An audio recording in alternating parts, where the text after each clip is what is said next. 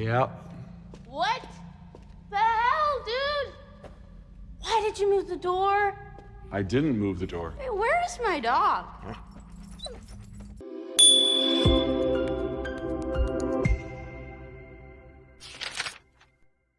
今年暑期档对于好莱坞各大电影公司来说，可谓是有人欢喜有人愁。被 DC 和迪士尼寄予厚望的大制作，不仅接连遭遇了票房失利，也让两家公司再次陷入了 IP 战略是否需要调整的讨论。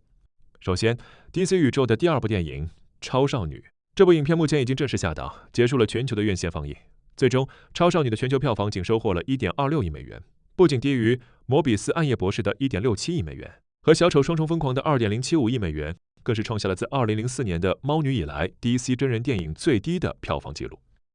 超少女上映之初便表现得比较疲软，在北美首周末票房仅收获了3710万美元，全球开画成绩也只有6200万美元。此后，超少女的票房一路快速下滑，其最终院线档期的总收入甚至只相当于去年超人上映时首个周末的票房成绩，而超人的最终全球票房则突破了6.18亿美元，两部作品的表现形成了鲜明对比。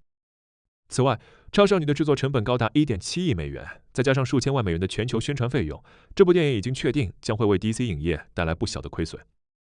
虽然超少女在烂番茄仍然获得了56%的新鲜度，明显高于摩比斯暗夜博士的15%，但良好的口碑依然没能成功转化为票房。对此 ，DC 影业的联合 CEO 彼得·萨夫兰也坦言，虽然超少女系列的开局表现令人失望，不过创作团队仍然对 DCU 未来的发展方向抱有信心。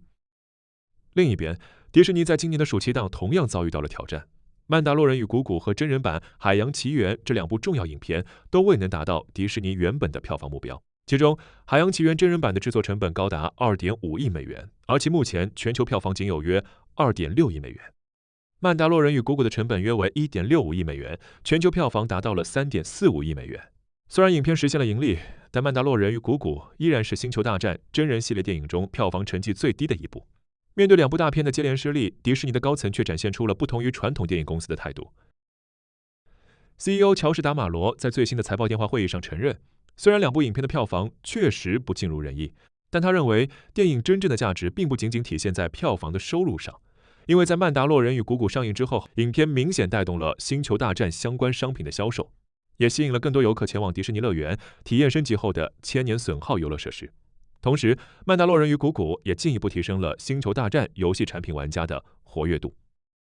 而真人版《海洋奇缘》在未来登陆 Disney Plus 后，也有望进一步提高原版动画作品在串流平台上的热度。毕竟，原版《海洋奇缘》系列至今仍是全球播放量最高的流媒体影片之一。迪士尼首席财务官休·约翰斯顿还做了进一步的解释。